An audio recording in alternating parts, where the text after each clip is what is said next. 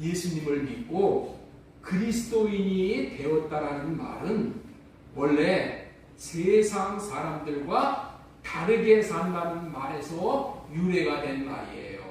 사도행전 11장 24절 이하에서는 역사상 최초로 그리스도인이라는 소리를 듣게 된 사람들은 안디옥에서 사는 예수 그리스도를 믿는 사람들이었다라고 소개를 하고 있어요. 그들은 교회에 나와서 약 1년 정도 바나바와 사울은 나중에 바울이 되었잖아요. 이 바나바와 사울에게 가르침을 받고 이제 복음을 듣게 된 거예요.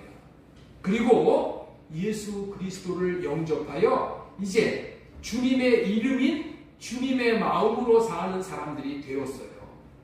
그들은 주님의 마음으로 살자 그들이 변화가 되어졌다는 거예요. 변화가. 그렇게 변화가 되어졌을 때에 세상 사람들이 그들을 그리스도인이라 그렇게 부르게 된 거예요.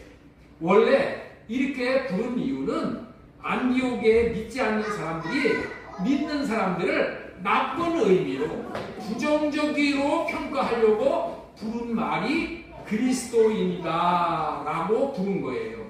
요즘 말로 표현하면은 그 예수쟁이들이다, 예수쟁이들, 그런 의미로 불렀다는 그런 말씀이에요. 그러나 점점 시간이 지나가면서 나쁜 의미로, 부정적인 의미로 부르던 그리스도인이라는 말은 얼마 지나지 않아서 이제 바뀌어버린 거예요. 예수 그리스도를 믿는 사람들을 겪어보니까 맞아, 그리스도인이라고 그렇게 불렸지만은 그 그리스도인들이 진짜 백이었구나. 진짜 백이 믿을 수 있는 사람들이구나. 그들은 세상 사람들과 다른 사람들이라고 좋은 면으로 그리스도인들의 진면목을 보게 되었기 때문인 거예요. 그런 그리스도인들의 진면목을 보고 나서는 그리스도인이라는 말이 정말로 인정할 수 있는 존재들이라고 생각과 마음이 바뀌었고 그 평가가 바뀌어졌던 거예요. 그래서 결국에는 이 로마 나라가 기독교 국가로 바뀌는 계기가 되었던 거예요. 그렇습니다. 그리스도인이란 세상 사람들이 보기에도 다른 사람이고, 다르게 사는 사람이고, 다르게 살 수 있는 사람인 거예요. 지금 여기에 계신 모든 성도님들은 모두 그리스도인이라고 불리는 사람들이에요. 그렇다면 과연 우리는 세상과 다르게 사는 것이 무엇이 있는가요? 어떻게 세상과 다르게 살 수 있는 것인가를 염두에 두고 사는 것은 아주 중요한 거예요. 외부의 평가를 좋게 받을 수 있기 때문에 좋은 것이 아니라 자신을 바꿀 수 있고 자신이 달라질 수 있는 답을 갖게 되는, 정답을 갖게 되는 것이기 때문에 아주 유익하고 좋은 거예요. 그리스도인이 되어서 살게 되면은 생각하는 것이 바뀌고 좋아하는 것이 바뀌게 되는 것이고 말이 바뀌고 인격이 바뀌기 때문에 좋은 거예요. 세상 사람들은 온갖 부정부패에 빠져 살지만은 그리스도인들은 그렇게 살지 않습니다. 아니, 살 수가 없는 거예요.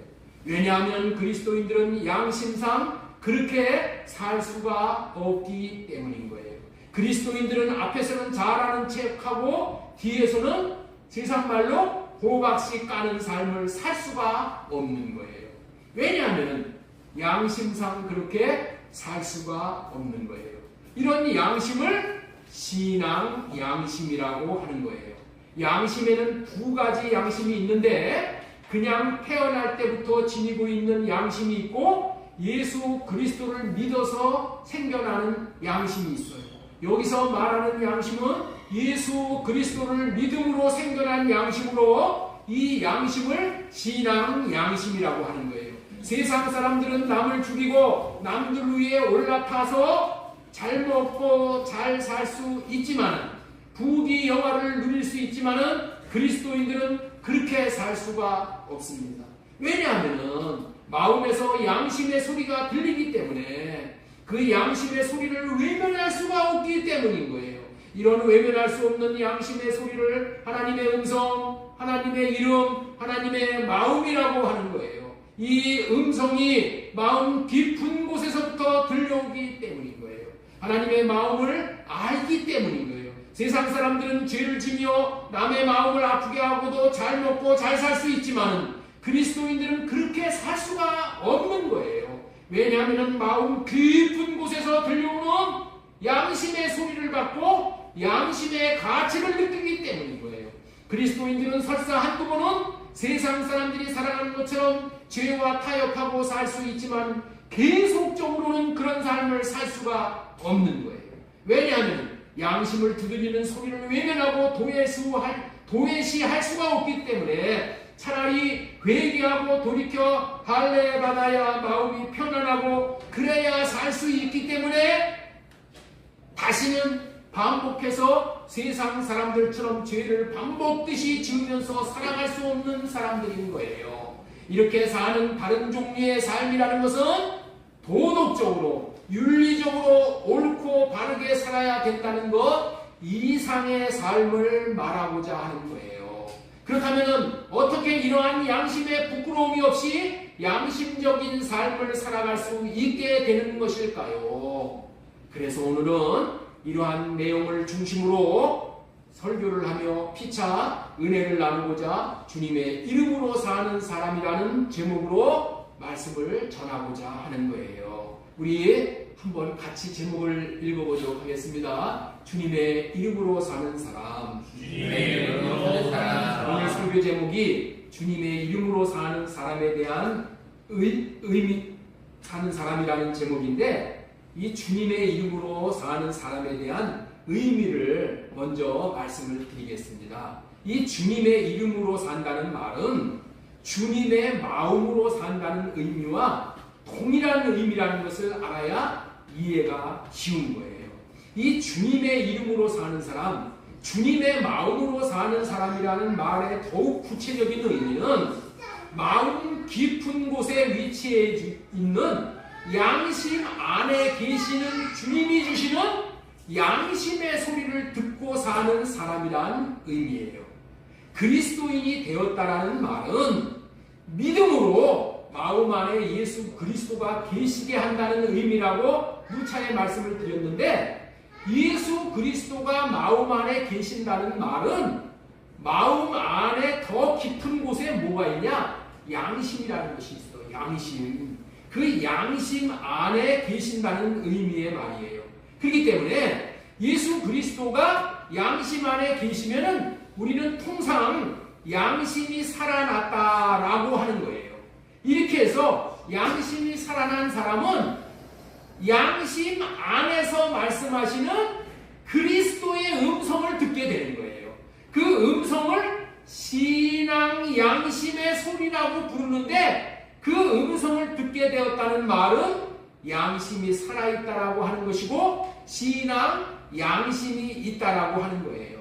지금 많은 중요한 말씀을 전해드리다 보니까 여러분들이 머리가 그냥 막 복잡해지셨죠? 그렇죠? 다 따라오실 수가 없으실 것 같아서 제가 주보에다가 다 이 말씀을 올려놨어요. 알림 강장 밑에 보면은 주님의 이름으로 산다는 의미, 거기 쭉 기록해 있죠?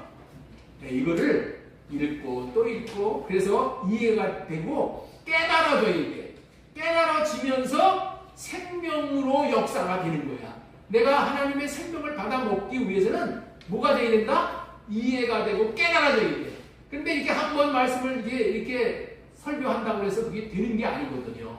그래서 여러분들이 꼭 기억하시고 여기에 기록된 거 읽고 또 읽고 그래서 무슨 의미인가를 깨달아 하시기 바랍니다. 또 영상을 또 반복해서 보셨으면 좋겠어요.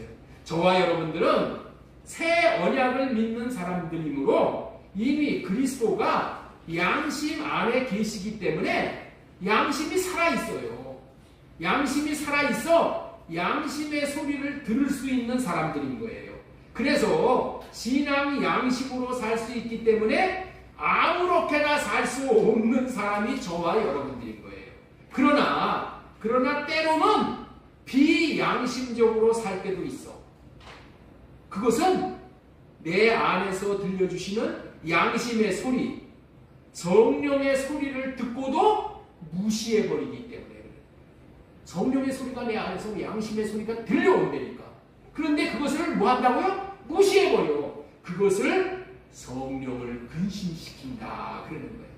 성령을 소멸하고 산다 그런 말이에요. 데살로니가전서 5장 19절과 에베소서 4장 30절에 그런 말씀이 있어요. 우리는 절대로 성령을 근심시키거나 소멸하고 살아서는 안 되는 귀한 존재들이 이미 되어버렸어요. 하나님께서는 사람을 창조하실 때서부터 이런 양심의 소리를 듣고 살 수 있도록 하시기 위한 계획을 가지고 사람을 창조하신 거예요. 그래서 오늘 설교 제목은 주님의 이름으로 사는 사람이라는 제목 아래에 첫 번째로 전해드리고자 하는 말씀은 육적인 사람과 신령한 사람으로 창조, 하나님이 창조하셨다라는 소제목으로 말씀을 전해드리겠습니다. 우리 한번 따라서 제목 한번 읽어보겠습니다. 주님의 이름으로 사는 사람.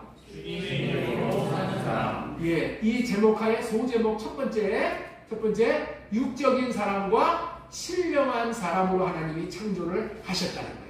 하나님께서는 사람을 창조하실 때에 육의 사람을 먼저 창조하시고 그 다음에 영적인 사람인 신령한 사람을 창조하시는 계획을 하신 거예요.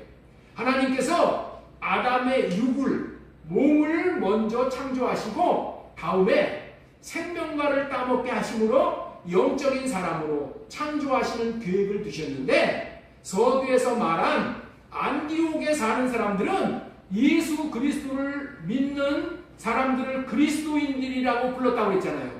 이때에 안디옥 사람들은 어떤 사람들이냐? 육적인 사람인 거야. 육으로만 사는 사람들이야. 그들이 그리스도인들은 그래서 그렇게 불렀는데, 그리스도인들은 영적인 신령한 사람이라고 여기면 되는 거예요. 안디옥에 사는 사람들은 육적인 사람, 그 당시에 그들이 부른 그리스도인들이라 그런 사람들은 신령한 사람이라고 보면 되는 거야. 육적인 사람은 영적인 그리스도인들이 사는 삶에 대해 오해를 할 수밖에 없는 거예요. 왜냐하면 자기들의 육의 기준으로, 자기들의 육에서 나오는 육신의 생각, 육신의 판단하는 그 기준으로 사람을 판단하기 때문인 거예요.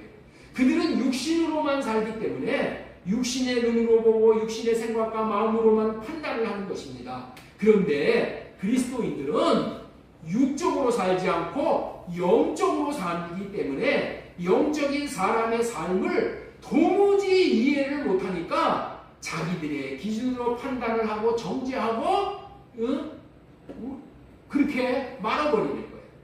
여기서 우리도 배워야 할 것이 있는 거예요. 육적으로 살면은 절대 영적인 세계를 볼 수 없어 제대로 살 수가 없는 거예요. 그리스도인이란 이제는 예수 그리스도를 믿어 영의 사람이 되어져서 영적으로 성령을 따라서 사는 사람들이 된 거예요. 그러니 양심 안에서 말씀하시는 주님의 음성인 주님의 마음을 받고 반드시 영의 생각과 마음을 따라서 살아야 한다는 거예요. 육신의 생각으로 살면은 사망을 주는 생각이고 하나님과 원수되는 생각을 따라서 사는 것이기에 생명과 평안을 주는 영의 생각으로 살아야 한다는 그런 말씀이에요.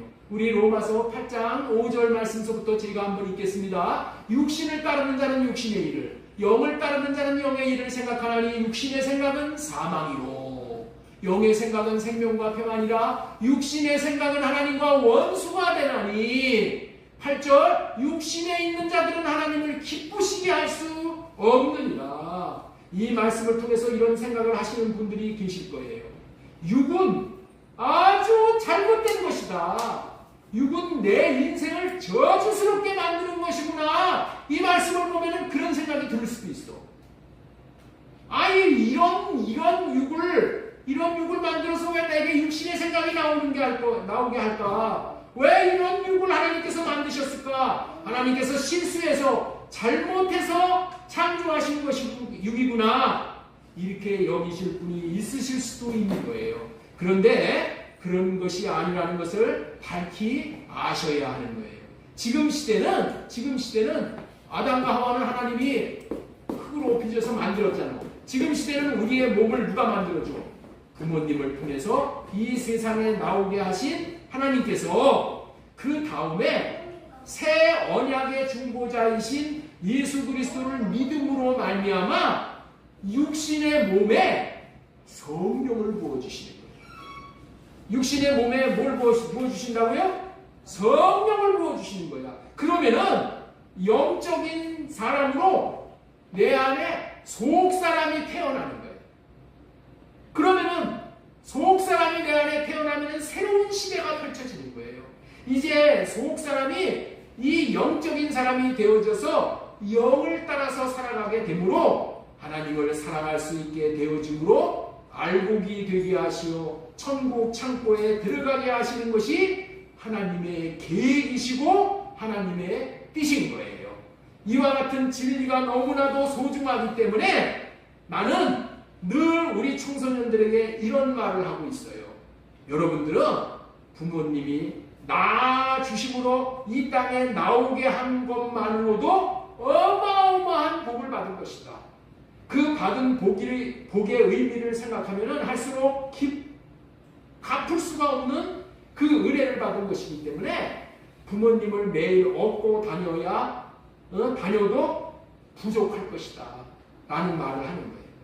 이 세상 가운데 자라나면서 부모님이 자신을 낳아준 거에 대해서 원망을 하는 자녀들이 종종 있는데 한참 잘못된 거예요. 부모님이 이 땅에 태어나게 하신 것만으로도 부모의 역할을 다 한 거예요.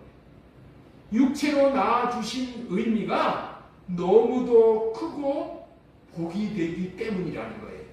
그 대표적인 복이 하나님은 먼저 사람의 육체를 만드시고 그 육체 안에 하나님의 집인 속사람을 만드시오. 속사람. 그래서 거기다가 성령을 부어주시는 거예요. 성령을. 육체가 없다면 하나님께서 마음 안에 속사람을 만들어 주실 수가 없는 거예요. 다시 말해서 저와 여러분들의 육체에 성령을 부어주실 수가 없는 것이라는 거예요. 이 말은 저와 여러분들의 마음에 하나님이 들어오실 수가 없다는 말이에요. 하나님께서는 동물의 육체에 성령을 부어주시지 않아요. 사람의 육체에만 성령을 부어주시는 거예요. 천사는 육체가 없기 때문에 성령 하나님을 부음받을 수가 없어. 그래서 천사가 사람을 흠모한다, 부러워한다라고 하는 거예요. 사람은 하나님의 영을 마음 안에 깊은 곳에 모시니 천사가 사람을 떠받들게 되는 거예요. 천사는 떠받듦을 받을 수 없는 존재야. 영원히 천사는 부리는 영이야. 종의 영이란 말이야. 사람에게 부림을 당하고 사는 존재가 천사인 거예요. 우리가 잘 알아야 할 것은 천사는 우리의 부림을 받으라고 하나님께서 우리들에게 보내주신 존재예요. 아유, 천사와 같이 아주 대단한 사람이네, 천사와 같은 사람이네, 그거 쉬운 보는 거야. 천사는 뭐라고요? 종이야. 종으로 우리에게 붙여주신 거야. 그런데 잘못 아는 사람들이 있어. 천사는 우리를 섬기는 종이야. 왜 우리를 섬겨? 우리 안에 하나님이 계셔. 하나님이 계시기 때문에 하나님을 섬기기 위해서 나까지 섬기는 거예요. 하나님을 섬기려고 나까지 섬기는 거예요. 내가 하나님을 모시고 살면은 하나님 때문에 내가 대우를 받는다. 그런 의미예요. 천사는 왜 이렇게 된다고요? 천사는 천사 안에 진짜 하나님을 못 모셔. 왜 못 모셔? 육체가 없기 때문에. 천사는 영으로만 존재하는 존재야. 이렇듯이 사람이 육체를 가졌다는 것은 존귀한 존재가 되는 것이라는 거예요. 왜 그렇다고요? 사람은 하나님의 영을 받을 수 있는 육체가 있기 때문에 그런 거예요. 사람의 육체에다가 성령을 부어주셔서 신령한 사람이 되는데 그렇게 해주겠다는 말씀이 사도행전 2장 17절의 말씀이에요. 우리 사도행전 2장 17절 말씀 우리 한 목소리로 같이 읽겠습니다. 자, 시작. 하나님이 말씀하시기를 내가 내 영을 모든 육체에 부어주리니. 어디에다가 부어주신다고요? 하나님의 영을 모든 육체에 부어주신다고요. 정확하게 말하면 육체 안에 마음 깊은 영에 이게 하나님이 부어주시는 거예요. 이유는 그래서 하나님께서 첫 번째로 만들어 주신 것이 육체야. 그 다음이 성령을 부어주심으로 새롭게 태어나는데 육체 안에 마음 안에 이제 속사람이 태어나는 거예요. 그 사람은 두 종류의 사람이 있는 거예요. 어떤 사람? 겉사람과 속사람. 첫 번째 사람과 두 번째 사람. 하나님은 사람에게 두 가지 법을 주신다고 했어요. 왜 두 가지 법을 주실까요? 사람의 생명이 두 가지이기 때문에 법을 각각 주신다. 육체의 생명에게 주시는 법이 뭐야? 모세율법이야. 우리 속사람의 생명에게 주시는 법이 뭐예요? 생명의 성령의 법인 거예요. 그래서 사람은 겉사람과 속사람이 이제 두 종류의 사람이 있게 되어졌다는 거예요. 이렇게 성령을 부음받게 되면은 육의 사람이지만은 속은 신령한 사람이 되는 거예요. 다시 말해서 거듭난 사람으로 구원받은 사람으로 천국 창고에 들어가는 열매가 되는 사람이 되는 거예요. 이런 사람은 주님의 이름으로 사는 사람이 되는 거예요. 내 안에 속사람 안에 예수 그리스도를 모시고 사는 사람에게 예수님은 이름을 주신다. 마음을 주셔. 그래서 그 마음으로 사는 사람, 그리스도의 마음으로 사는 사람이 그리스도의 이름으로 사는 사람이에요. 다시 말해서 하나님의 음성을 듣고 사는 사람, 신앙 양심으로 사는 사람이 되는데 이런 내용의 말씀이 고린도전서 15장 45절에서 49절의 말씀인 거예요.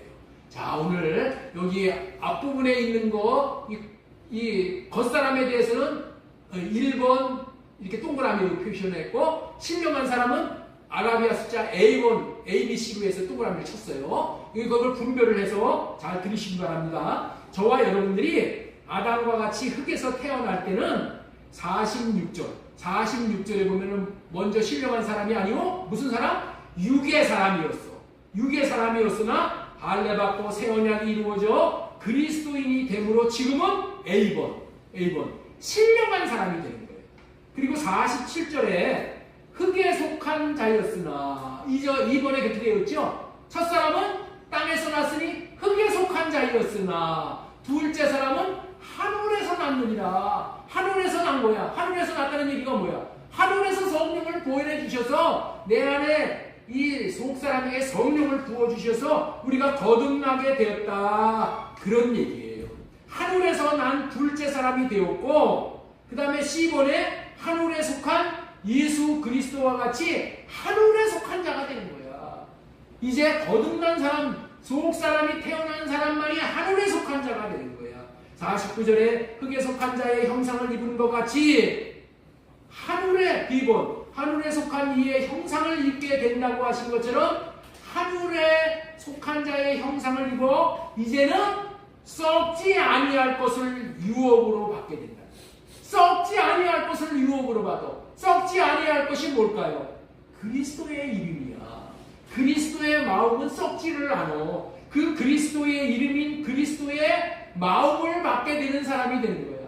할렐루야. 이렇게 신령한 사람이 된 사람은 신앙 양심의 소리를 듣고 사는 사람, 그리스도의 음성을 듣고 사는 사람이 되었다라고 하는 거예요.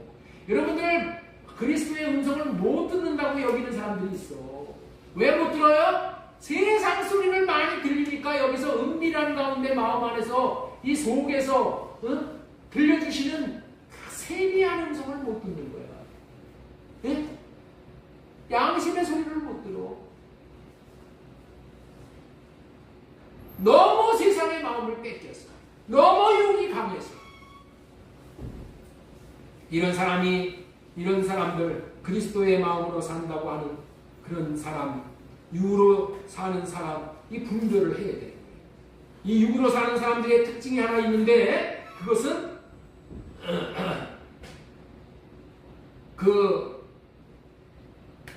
그리스도의 마음으로 사는 사람의 특징은 자신의 생각으로 살지 않고 육으로 사는 사람의 특징은 이제 자기 자신의 생각으로 산다.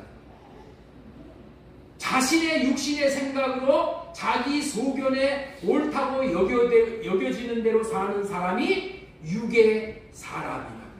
이런 사람의 삶의 방식이 흙에 속한 자가 사는 삶의 방식이라는 거예요. 이렇게 사는 방식은 자기가 주인이라고 여겼을 때 사는 삶의 특징이었는데 이제 성령을 마음에 모시고 속사람이 태어나 신령한 사람이 되면은 이제는 자기 마음 안에 들어와 계신 하나님이 자신의 주인이라는 것을 알기 때문에 주인이 하는 말을 듣고 사는 사람이 되는 거예요. 주인이신 그리스도의 말씀을 듣고 사는데 그 최고의 방해자가 육신이고 육신의 생각과 마음인 거예요. 그래서 육에서 나오는 것을 잘라버려야 문제가 해결되어 영을 따라 주님의 이름으로 살고 주님의 마음으로 살고 양심의 소리를 듣고 살 수 있게 되어지는 거예요. 지금까지 전한 말씀의 이해를 돕기 위해서 이렇게 설명을 할 수가 있어서 설명을 하려고 하니까 잘 들어보세요. 여러분들이 있죠? 우주선을 우주 발사대에서 하늘로 쏴 올리는 거 여러분들 텔레비에서 많이 보셨죠? 예? 그런데 쏴 올릴 때 발사대에서 쫙 쏴 올릴 때 어떻게 생겼냐면은 그 우주선이 이렇게 로켓 같이 되어 있어. 여러분들 그 미사일 같이 꼬리가 이렇게 쫙 길잖아. 그렇죠? 산소통 이렇게 길잖아. 긴 거에 뭐 수십 배 되도록 이렇게 긴 게 쫙 해갖고 그거를 하늘로 쫙 쌓아 올리잖아요. 엄청나게 길어. 그런데 사실 우주에서 도는 우주선들을 이제 이렇게 쌓아 올려가지고 우주선이 이제 우주 궤도에 올라가면은 그 우주선들을 보면은 조그만 것이 이렇게 돌아가는 것을 보셨을 거예요. 그러면은 이상하다는 생각이 들었을 거예요. 아니 발사할 때는 미사일 같이 굉장히 길었는데 길었던 것은 다 어디 가고 조그만 부분만 우주에서 도는 것인가 이렇게 생각해 보신 적이 있으실 거예요. 그 이유는 그 미사일과 같은 아랫부분은 우주로 올라가기 위한 수단으로 쓰는 거야. 수단. 여러분들 지구를 이탈하기 위해서는 이 지구의 중력이 어마어마하게 땡기거든.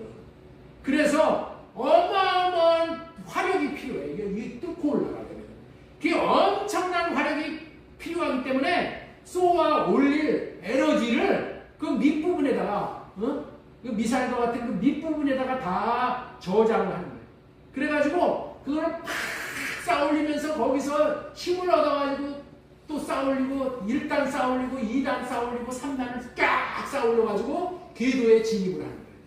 그러면은 쌓아올리면은 어떻게 돼? 거기 있는 에너지를 다 써버리잖아요. 그럼 빈통이 돼버리는 거예요. 그러면은 1단을 떼버리는 거예요. 다 써버렸으니까. 그 다음에 빈통이 또 돼버리면 2단 떼버리고 그 다음에 3단 딱 써버렸으면 3단도 떼버리고 이제 꼭 필요한 본체만 우주 궤도에서 돌아가요. 우리의 육체도 그렇다는 거야. 우리의 육체가 있어야지 그 육체 안에 하나님께서 성령을 공급할 수 있기에 육체가 꼭 필요한 것이지만은 이제 내 안에 속사람이 창조되고 주님이 양심 안에 들어오셔서 이제 육체의 역할이 끝나면은 이제 육체로 살면은 안 되는 거예요. 이제는 어떻게 살아야 된다고요? 성령으로 말미암아 거듭난 속사람으로 살아야 하는 거예요. 거듭난 속사람으로. 그래서 육체로 살지 않고 영으로 살기 위해서 육체의 생각을 다 할례시켜버리는 거예요. 육체의 생각이 나올 때마다 이거를 할례시켜달라고 구해서 끊어버리는 거예요. 잘라버리는 거예요. 그러면 어떻게 된다? 하나님이 내 속사람에게 그래서 하시는 그 영의 음성, 양심의 소리를 우리가 알아듣게 되는 거예요. 이렇게 속사람이 창조되면은 그 속사람 안에 이제 속사람을 창조하신 그리스도가 들어오시어 왕이 되어 다시어 주시면은 그 사람은 이제 최고의 인생이 되는 거예요. 최고의 인생. 자, 그 말씀을 골로새서 1장 15절 이하의 말씀을 합니다. 자, 우리 한번 보겠습니다. 그는 보이지 아니하는 하나님의 형상이다. 그가 누구냐? 예수 그리스도야. 모든 피조물보다 먼저 나신 이시니 만물이 그에게서 창조됐다. 그리스도가 창조주로 여기서 등장을 해. 하늘과 땅에 보이는 것들과 보이지 않는 것들과 혹은 왕권들이나 주권들이나 통치자들이나 권세들이나 만물이 다 그로 말미암고 예수 그리스도 말미암아서만 피조가 되었다는 거예요. 그를 위하여 창조되고 누구를 위하여 창조됐다고? 천하 만물 모두가 다 그리스도를 위하여 창조되었다는 거예요. 그리고 18절 줄침 부분에 보면은 왜 그렇게 하셨나? 신이 만물에 으뜸이 되려 하십니다. 이렇게 그리스도인들은 자신의 왕이 누구인지를 양심적으로 아는 사람이에요. 이렇게 그리스도의 것이라고 했잖아요. 그리스도를 왜 창조됐습니까? 우리의 왕이 그리스도라는 것을 양심적으로 아는 사람이에요. 그래서 다르게 사는 사람이고 다르게 살아야만 하는 사람들이 된 거예요. 이런 사람이 되는 것이 얼마나 순리에 맞는 삶이냐는 거예요.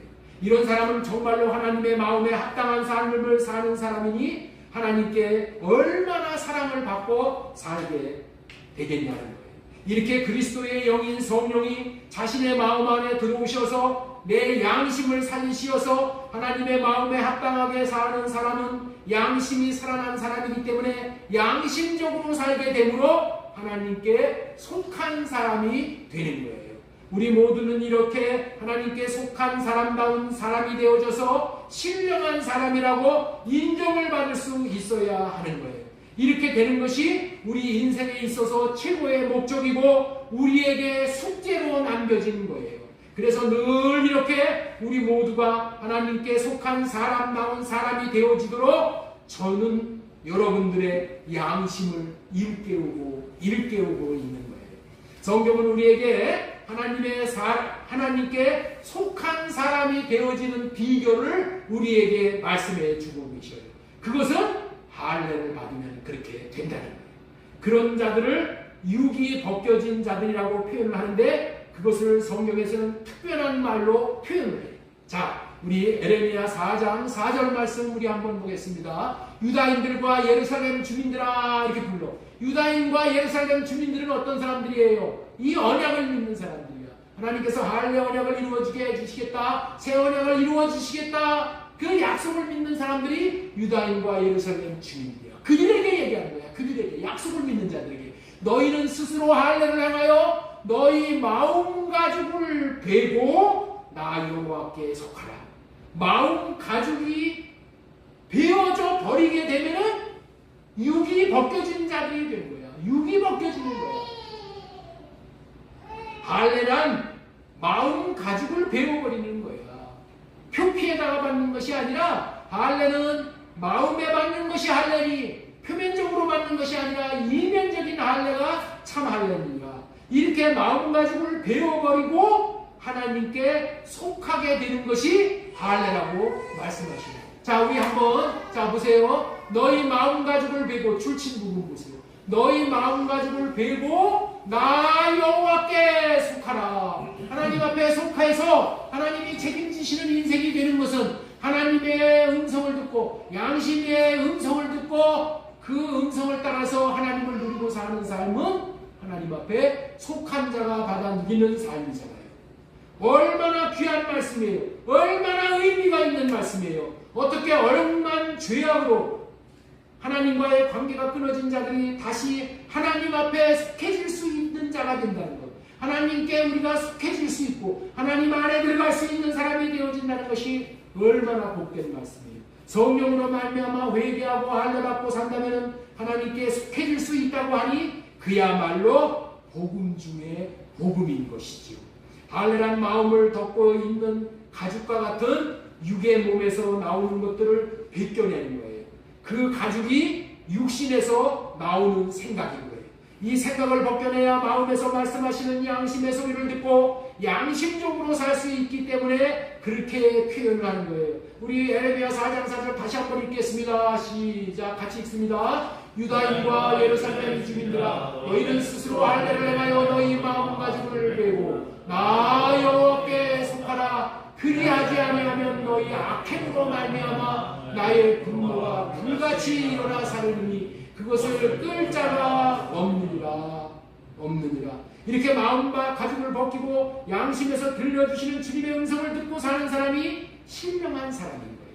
우리 모두 성령으로 할례받고 이러한 사람이 되어져 영적인 사람이 되어진 것을 믿고 이제 할례의 삶에 정진해야 하겠습니다. 지금까지는 설교 제목 주님의 이름으로 사는 사람, 첫 번째 대지로 육적인 사람과 신령한 사람으로 창조하셨다는 말씀에 대해서 전해드렸습니다. 자, 두 번째로 전해드린 말씀은 영적인 사람은, 신령한 사람은 기도할 때 예수님의 이름으로 응답해 주신다. 이런 사람이 기도할 때 응답을 받는데 이런 사람이 기도할 때 뭘로 응답을 해주신다고요? 예수님의 이름으로 응답해 주신다. 예수님의 마음으로 응답을 해주신다. 응답을 뭘로 주신다? 마음으로 주신다는 거예요. 예수님의 마음으로. 자, 우리 요한복음 16장 23절 말씀, 이 말씀의 의미가 너무 중요한 건데 대부분이 이 말씀의 의미를 잘 몰라요. 그래서 응답을 못 받는 거예요.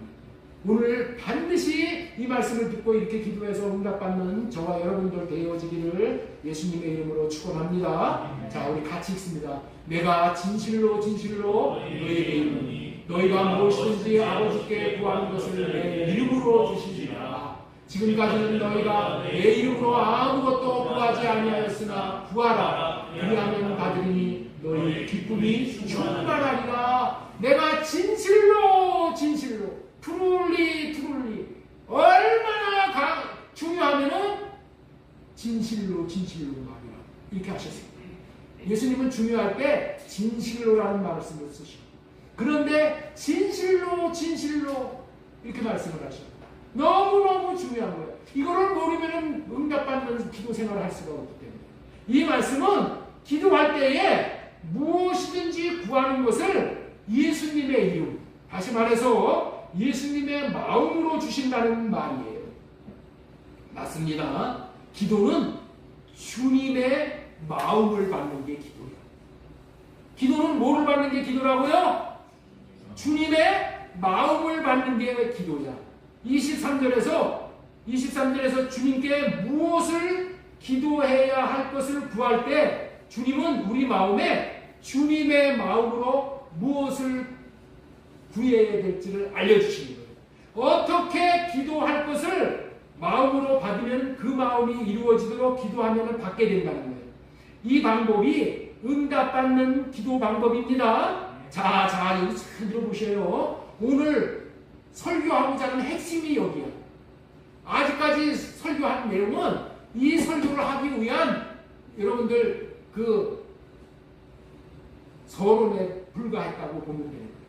이 말씀을 하려고 하는 거예요. 무슨 일이 나에게 생겼지요?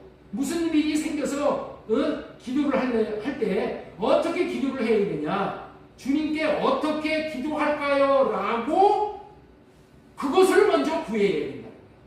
이렇게 저렇게 구하라고 주님이 그러면 응답을 해주시오. 그러면은 주님이 주시는 마음을 가지고 구하면은 주님이 주신 마음을 어떻게 구하라는 마음을 주시면은 그 마음을 구하면은 하나님께서 응답을 해주신다. 자, 그러면은 반드시 응답을 받는데 대부분의 사람들이 응답을 받지 못하는 것은 왜 응답을 못 받느냐? 자기가 갖고 싶은 것, 자기가 구하고 싶은 것을 구하기 때문에 못 받는다. 무조건 애걸복걸하면서 하나님 이거 안 들어주시면 안 됩니다. 그냥 때를 쓰고 그냥 40일 금식 기도를 하고 막 뒹굴른다고 해서 하나님은 응답해 주시는 것이 아니야. 하나님은 내 뜻을 이루시는 분이 아니시오. 하나님의 뜻을 이루시오. 그래서 응답을 받는 것이 아니라 주님이 마음으로 구하라고 하신 것을 구하면 받게 되는 거예요.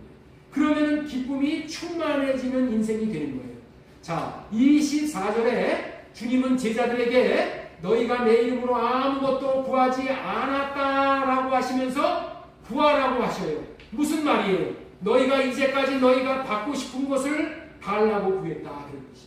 너는 네가 받고 싶은 것을 달라고 구했다. 정욕을 채우기 위해서 구했다. 그러나 이제부터는 무엇을 어떻게 구해야 하는가 하면은 주님이 원하는 것이 무엇인가 먼저 구해서 주님이 무엇을 구하라고 주님이 주신 마음을 받아서 주님의 마음이 이루어지도록 구하면은 100% 응답을 받게 된다는 거예요. 여러분들 어렵죠? 무슨 얘기인지 지금 도저히 감을 못 잡죠? 왜? 이런 세계에 들어가 본 적이 없기 때문에. 이런 세계에 들어가서 이 기도의 영의 세계의 기도를 하면은 이게 답을 받았구나 하고 기가 막히게 탄식이 벌어져. 그런데 여러분들은 이런 세계를 지금 모르기 때문에 그래서 여기에 문을 여는 거예요. 그래서 여기 주보에도 여기 학가다 암송구절 밑에 여기다 또 적어놨습니다. 기도 어떻게 해야 되나. 자, 그거 잘 가서 읽어보세요. 자, 여기 잘 좀 보세요. 요즘에 윤석열 대통령이 지금 어려운 가운데 있는데 어떤 사람들은 어떤 기독교인들은 대통령이 탄핵 지금 당했잖아요. 그 탄핵 당한 것을 인용하게 해주세요. 그거 인용되게 해주세요. 그렇게 기도하는 그리스도인들이 있어. 기독교인들이 있어. 그리고 어떤 기독교인들은 그 탄핵한 거 대법원에서 기각되게 해주세요. 이렇게 기도하는 기독교인들이 있다는 거예요. 이들의 기도는 대부분이 자기가 원하는 바를 이루어달라고 기도하는 거예요. 자기 판단에 이렇게 하는 것이 나라를 위한 길이야. 지 생각이야. 지 생각에 따라서 이 생각으로 하면은 탄핵당하면 큰일 나니까 기각시켜주세요. 자기 생각을 구하는 거예요. 자기 생각을 자기가 하나님 앞에 구하는 거예요. 그리고 안 되면 어떻게 돼? 광화문에 나가서 막 요번에 쳐들어갔잖아. 서부법을 지원 쳐들어가가지고 이렇게 내 뜻 안 이루어지면 그냥 지옥 가고 버리고. 이들의 기도 대부분이 자기가 원하는 바가 이루어지게 해달라고 구하는 거예요. 그러면 하나님이 누구의 기도를 들어주셔야 할까요? 다 기독교인들이 구하는 기도예요. 그리스도인들이라는 사람들이 구하는 기도예요. 이렇게 기도를 하면은 하나님을 곤란하게 하는 기도가 되는 거 아니겠어요? 그런 기도는 자기 정욕을 채우는 기도가 되어져서 하나님 곤란하게 하는 거야. 우리는 그렇게 기도하면 안 된다는 거예요. 자, 우리 요한복음 16장 23절 말씀 보겠습니다. 내가 진실로 진실로 너희에게 이르노니 너희가 무엇이든지 아버지께 구하는 것을 내 이름으로 주시리라. 내 이름으로 주시리라. 이 말씀을 가지고 여러분들 우리가 어떻게 기도해야 될까를 우리는 배워야 됩니다.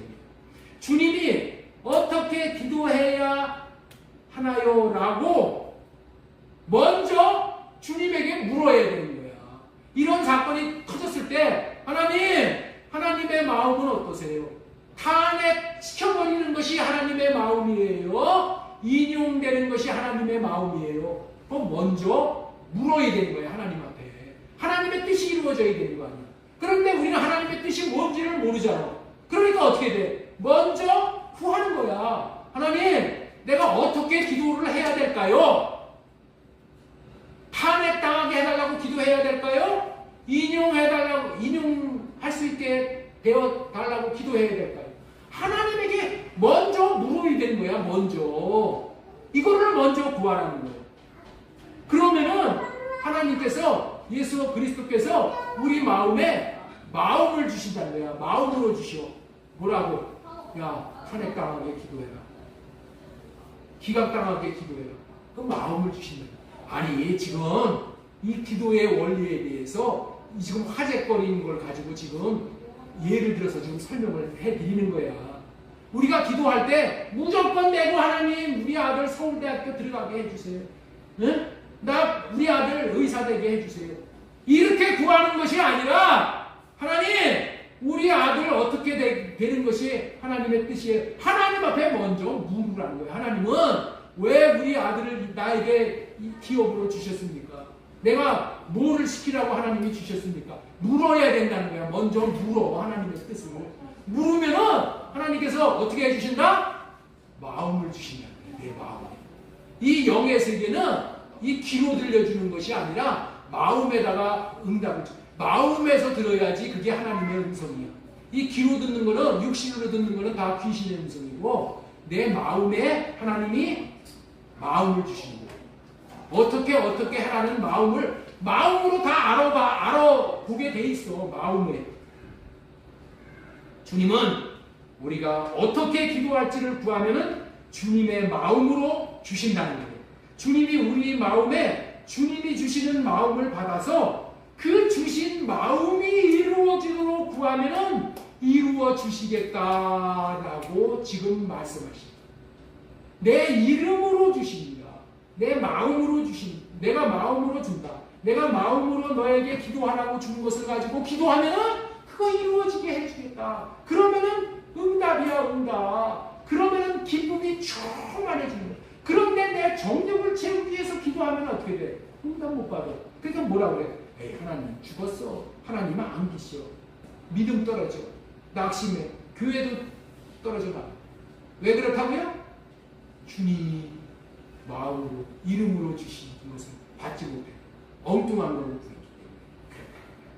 이제는 기도를 어떻게 해야 되는지를 알게 되었습니까? 저와 여러분들도 이런 기도를 함으로 주님의 마음을 이루어드리는 기도를 함으로 구하는 것 모두를 응답받을 수 있으므로 기쁨이 충만해지는 생애가 되어질 수 있기를 바라고 축원합니다.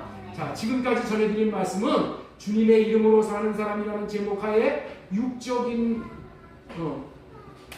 것에서 처음에 우리가 육적인 것을 창조하시고 영적인 것, 육적인 것은 첫사람, 영적인 것은 둘째 사람, 속사람을 창조하셨다. 그 다음에 영적인 사람은 하나님께 기도할 때 마음으로 주신다.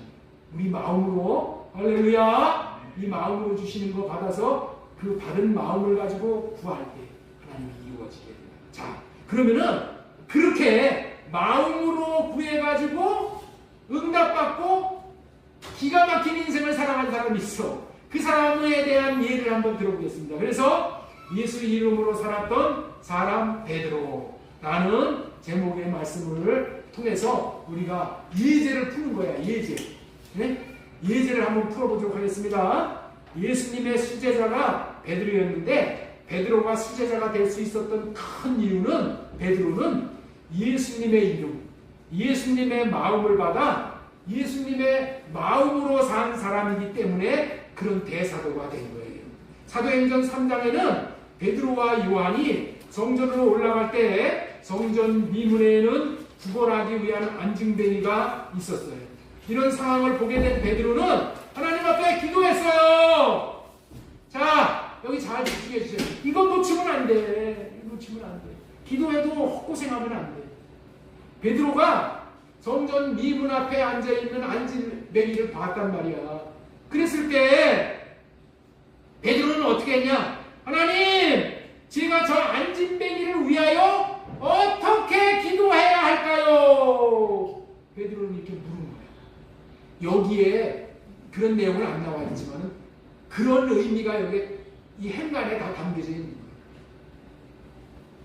하나님, 제가 저 안진뱅이를 위하여 어떻게 기도해야 될까요? 그랬더니 하나님께서 저 안진뱅이에게 예수님의 이름을 주라. 예수님의 마음을 주시라고 기도해라. 이런 응답을 받았어. 이해가 되셔요? 어떻게 기도할까요? 그렇게 베드로가 하나님 앞에 물었단 말이야. 기도했단 말이야. 그랬더니 하나님이 베드로에게 뭐라고 했다고? 야! 저 안진뱅이에게 예수님의 마음을 주세요. 예수님의 마음을 주세요. 예수님의 이름을 주세요. 라고 기도하라고 베드로에게 마음에 들려왔어. 그 마음을 베드로가 받았단 말이야. 이름으로 받았어. 마음으로 받았어. 그래서 베드로가 어떻게 됐냐? 많이 예수님의 마음을 저 안진뱅이에게 주세요. 안진뱅이에게 주세요. 그 기도했더니 하나님이 응답해 주셨어.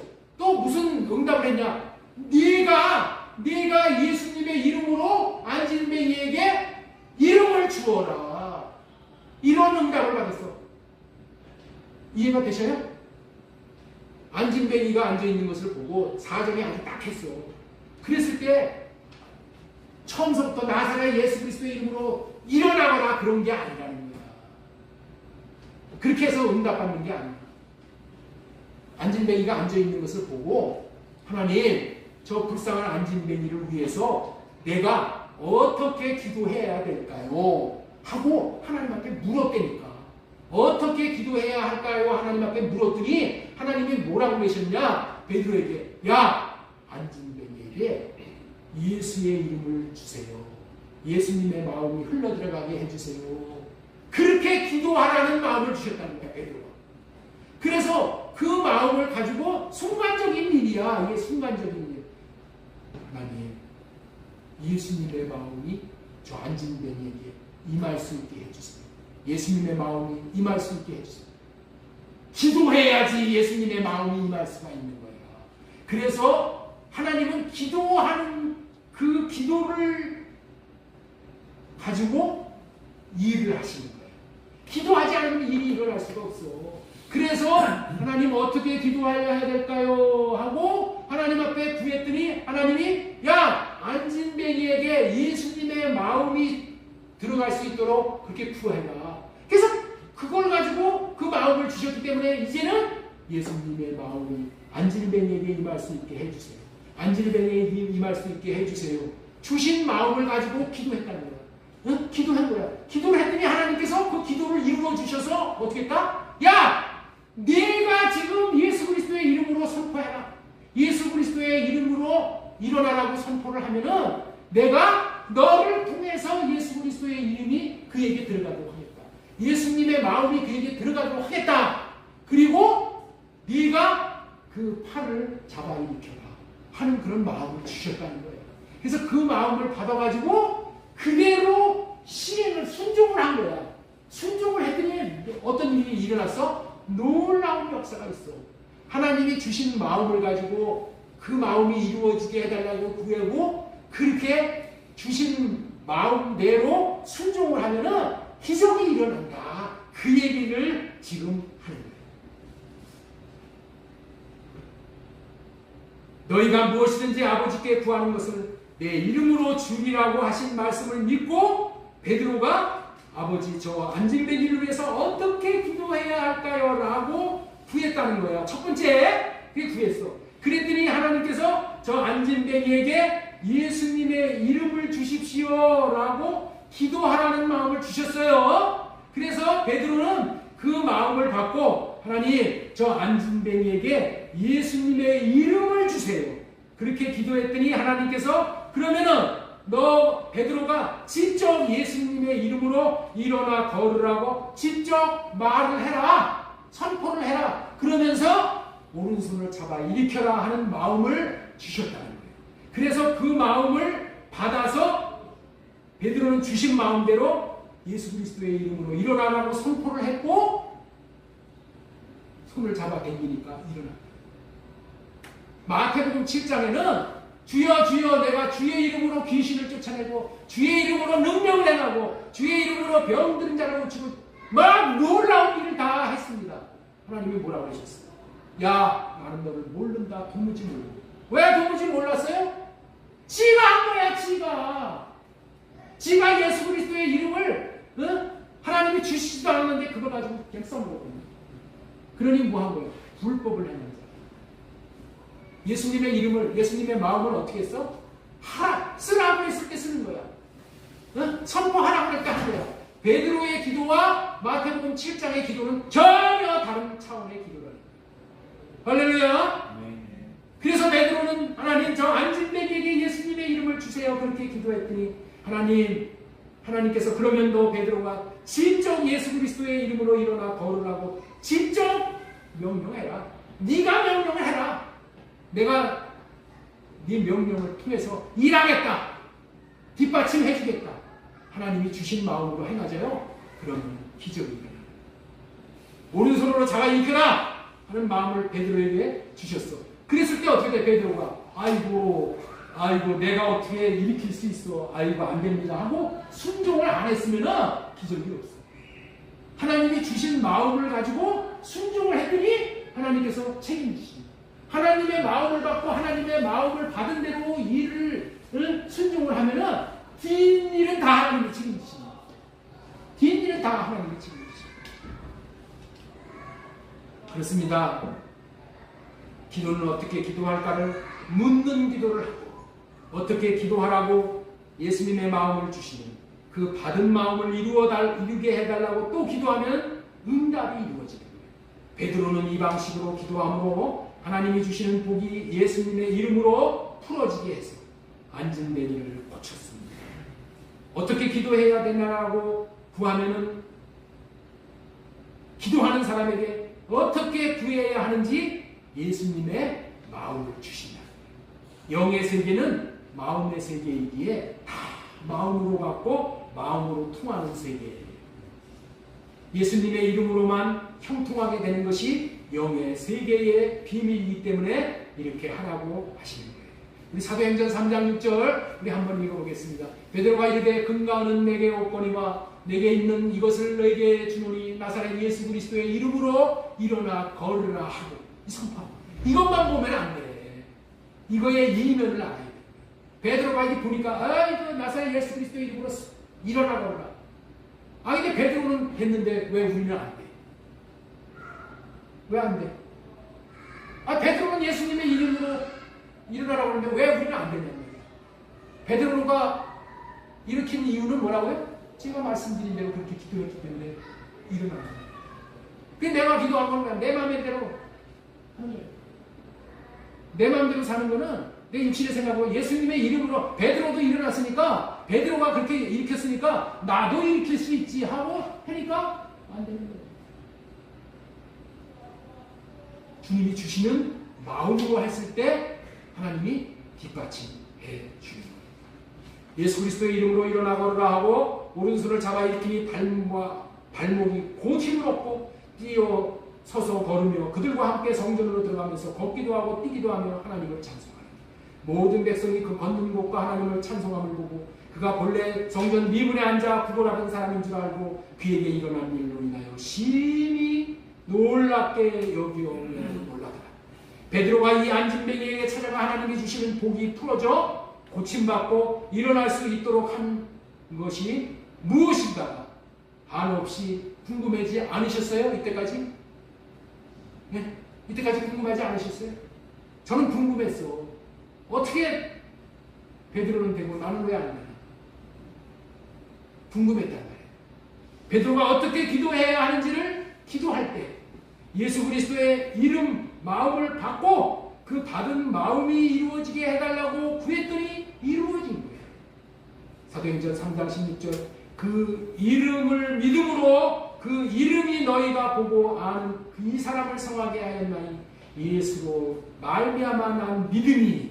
자, 여기 보세요. 놀라운 진리를 지금 여기서 말씀하고 계셔요.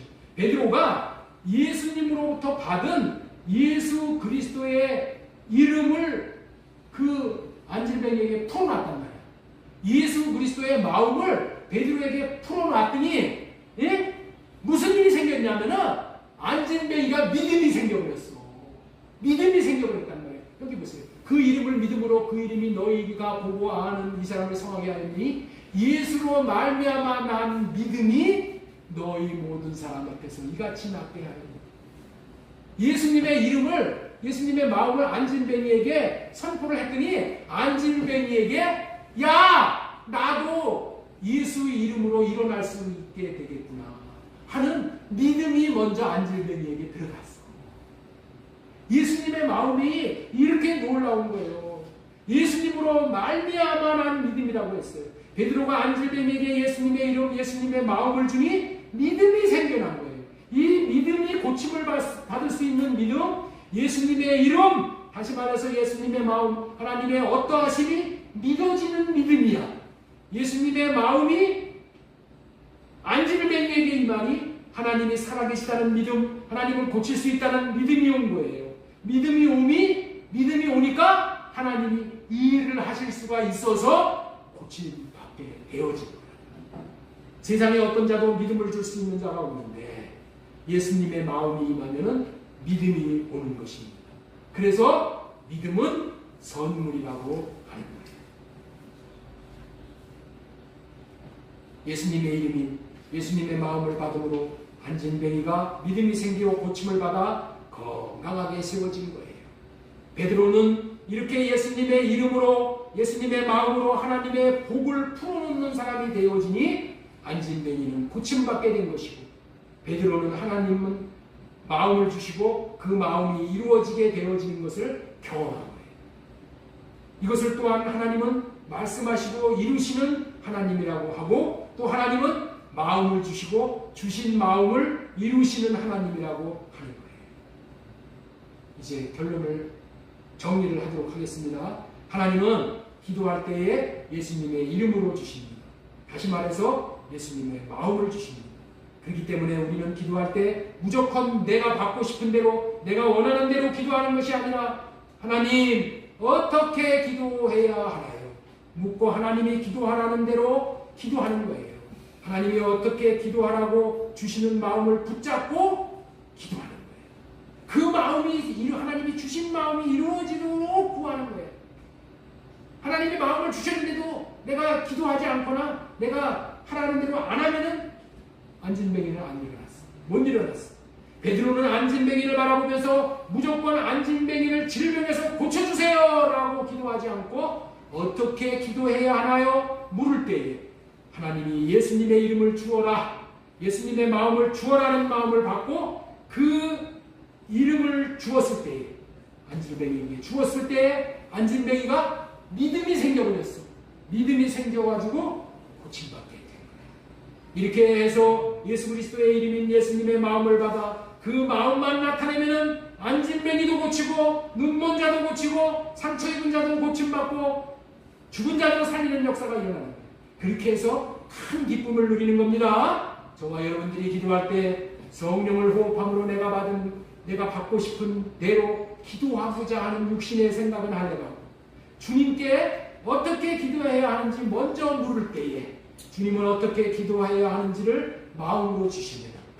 그 마음을 받고 기도 또 해. 그 마음이 이루어지게 해달라고 기도하면은 하나님이 또 어떻게 하라고 또 주시오.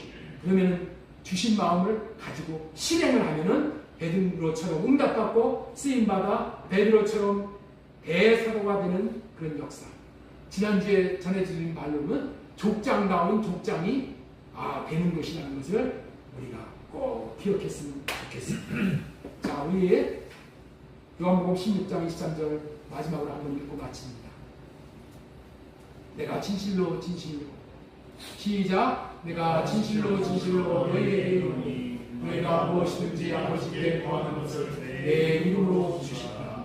지금까지는 너희가 내 이름으로 아무것도 구하지 아니하였으나 구하라 그리하면 받으리라. 너희 기쁨이 충만하리라. 이 약속의 말씀대로 구하여서 주시는 예수님의 마음을 받아 받는 마음으로 구하여 삶으로 100% 응답받는 기쁨이 충만해지는 복이 있는 인생이 되어지시기를 예수님의 이름으로 소망드리고 축원합니다. 하나님 아버지 감사합니다.